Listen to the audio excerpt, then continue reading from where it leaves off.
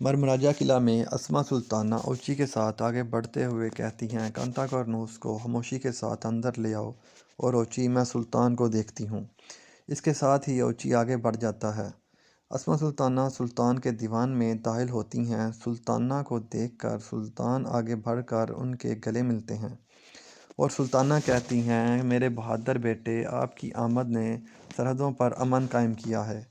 جواباً سلطان کہتے ہیں، عثمان اب ہمارے پاس ہے، مقدمے میں اس کو موت کی سزا سنائی جائے گی۔ ہم جیت گئے، ہم جیت گئے، ہم جیت گئے۔ آپ کی طاقت کا شکریہ، یہ کامیابی ہمارے دشمنوں کو ڈرانے کے لیے کافی ہوگی۔ اس پر سلطان کہتے ہیں، اس کامیابی میں آپ کا بہترین کارنامہ ہے اماں، لیکن جب ہم عثمان کو پھانسی دیں گے، لوگ خاموش نہیں رہیں گے۔ تو سلطانہ کہتی ہیں، لوگ مان لیں گے کہ عثمان باغی ہے اور اس کی موت پر خاموش رہیں گے۔ میرے سلطان، اس مسئلے کی فکر نہ کریں۔ یہ سن کر سلطان مطمئن ہوتے ہوئے کہتے ہیں، آپ ٹھیک کہہ رہی ہیں والدہ۔ پھر سلطانہ کہتی ہیں، آپ بہت دور سے آئے ہیں، آپ تھک گئے ہوں گے، آپ آرام کریں، میں آپ کے لیے کھانے کا انتظام کرتی ہوں۔ یہ کہتے ہی جب سلطانہ پیچھے مڑتی ہیں تو ملعون خاتون کمرے کے اندر داخل ہوتی ہیں۔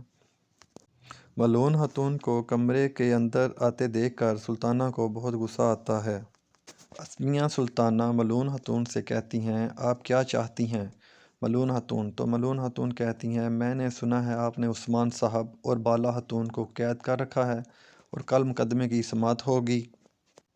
تو سلطان کہتے ہیں، آپ نے ٹھیک سنا، تمہارا سردار زندان میں ہے۔ یہ سن کر ملعون خاتون کہتی ہیں، میرے سردار زندان میں کیوں ہیں؟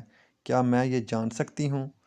اس پر سلطان کہتے ہیں، ایسے پوچھ رہی ہو جیسے تم کو پتہ ہی نہیں، یہ سب ایک ہو اور کونیا کے خلاف منصوبہ بندی کر رہے ہو۔ تو ملعون خاتون کہتی ہیں، میں کسی کی پیٹھ کے پیچھے منصوبہ بندی نہیں کرتی میرے سلطان۔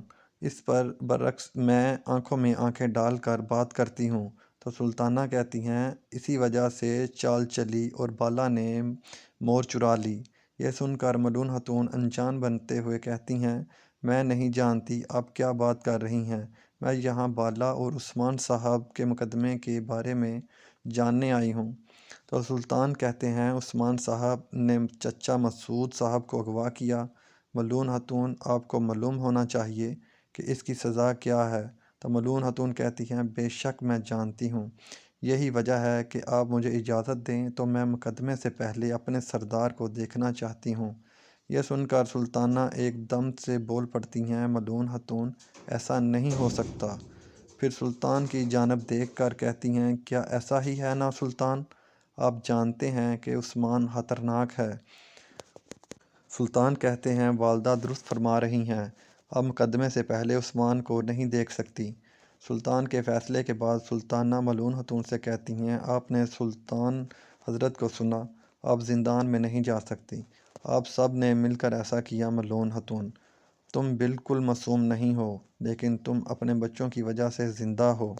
یہ کہنے کے بعد اسما سلطانہ ملعون خاتون سے کہتی ہیں، اب آپ جا سکتی